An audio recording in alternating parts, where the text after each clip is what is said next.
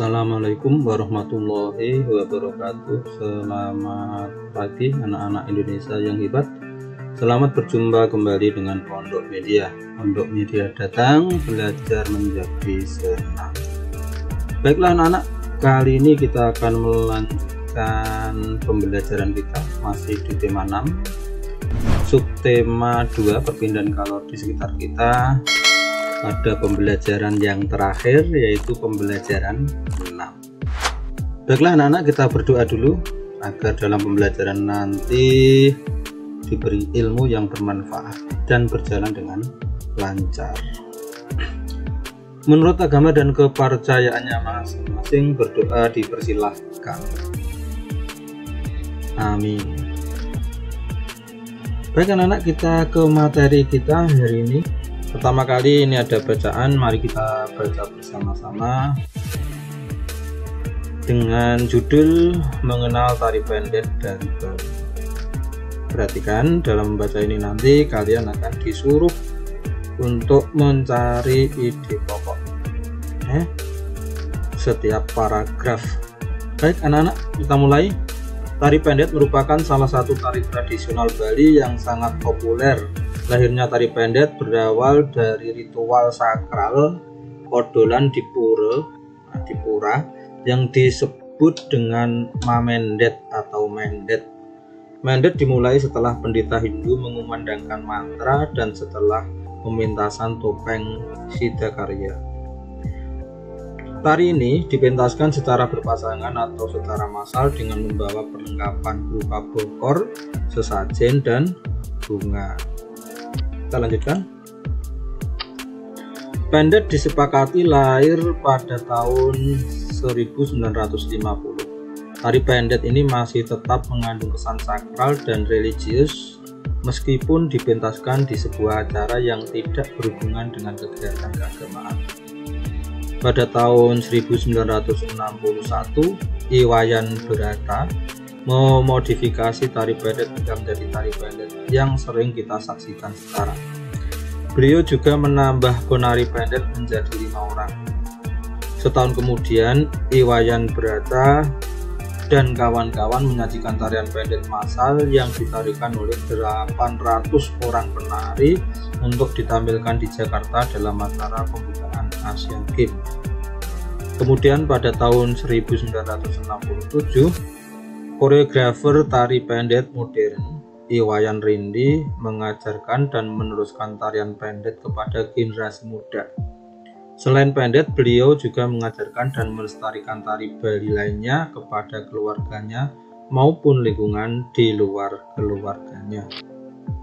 Kita lanjut. Tari pendek menceritakan tentang dewi-dewi kayangan yang turun ke bumi.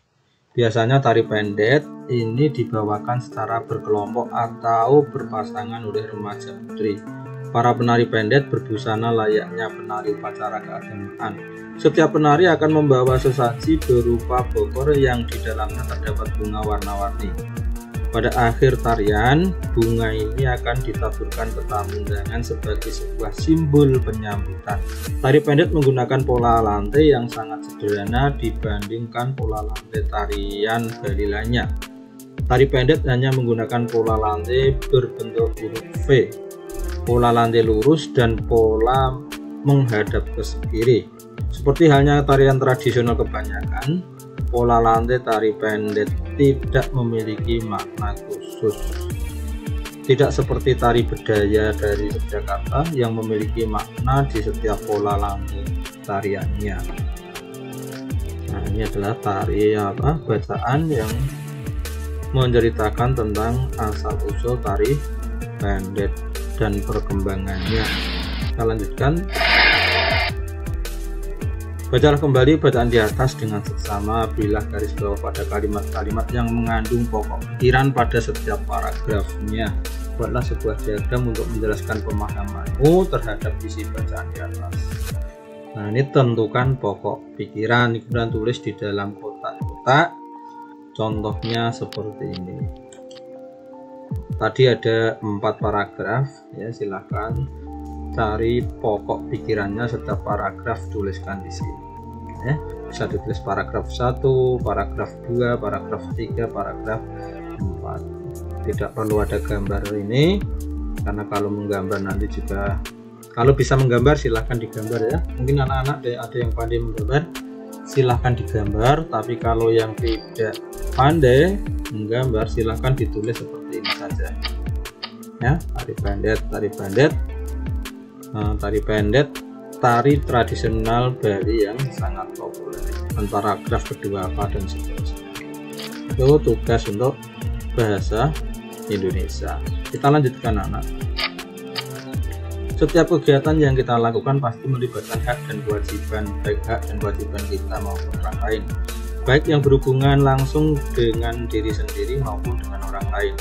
Pada saat kamu mempresentasikan sesuatu, kamu mempunyai kewajiban untuk mempersiapkan dengan baik, sehingga kamu berhak mendapatkan kepuasan atas usahamu. Antara hubungan antara hak dan kewajiban. Pada saat orang lain melakukan presentasi, kamu mempunyai kewajiban untuk memberikan kesempatan dan menghargai usahanya dengan memberikan perhatian dan tidak menertawakannya. Kewajiban yang kamu lakukan itu untuk membantu temanmu mendapatkan kesempatan presentasi dengan baik sebagai haknya. Nah, dalam kehidupan sehari-hari tentu banyak peristiwa yang melibatkan hak dan kewajibanmu sebagai seorang siswa maupun sebagai seorang anak. Nah, sekarang tugas kalian adalah membuat gambar berbentuk komik yang ada hubungannya dengan hak dan kewajiban. Pikirkan sebuah peristiwa yang terjadi pada hari ini atau hari sebelumnya atau hari-hari yang lalu ya. Ingatlah dan catatlah peristiwa yang menurutmu melibatkan hakmu dan kewajibanmu. Tuliskan hasil identifikasimu ke dalam sebuah tulisan pendek. Jelaskan juga hak dan kewajiban yang menjadi pada peristiwa tersebut. Kamu dapat menggunakan contoh peristiwa siswa melakukan presentasi di depan kelas yang diuraikan di atas atau yang lain ya. Gambarlah peristiwa pendek tersebut dalam bentuk komik. Gunakan contoh di bawah ini sebagai panduan. Nah, nomor 5, gambarlah peristiwa tersebut dengan jelas. Tulislah dialog di dalam gelembung pikiran dengan kalimat yang baik dan sederhana. Gunakan pensil warna atau spidol untuk membuatnya menarik. Nah, ini adalah contohnya. Ini percakapan antara Dayu dan Edo. Ini Edo berkata dulu, ini adalah salah satu kewajiban kita di sekolah ya Dayu. Nah, Dayu menimpali, benar sekali Edo. Nah, setelah kita melaksanakan kewajiban tentu nanti ada hak kita. Nah, dilanjutkan. Nah, ini adalah yang lain ya. Mungkin di dekatnya ada anak kecil yang lain, adik kelas. Mungkin hak kita apa Kak Dayu? Hak kita adalah menikmati lingkungan yang bersih dan indah sehingga kita nyaman dalam belajar. Nah, gitu ya anak-anak. Silahkan kreasinya sendiri dibuat secantik mungkin, sebagus mungkin. Diwarnai kalau punya pewarna ya. Bisa krayon, bisa spidol warna, bisa pensil warna. Itu apa anak-anak? Nah, ini kalau ini bisa di buku gambar ya, tugasnya di buku gambar biar kelihatan bagus. Bisa 1 halaman, bisa 2 halaman. Itu anak-anak ya. Selamat berkreasi. Sekian, terima kasih. Mohon maaf jika ada kesalahan. Billahi taufiq wal hidayah. Wassalamualaikum warahmatullahi wabarakatuh. Jangan lupa yang belum subscribe silahkan subscribe, kasih jempol. Terima kasih.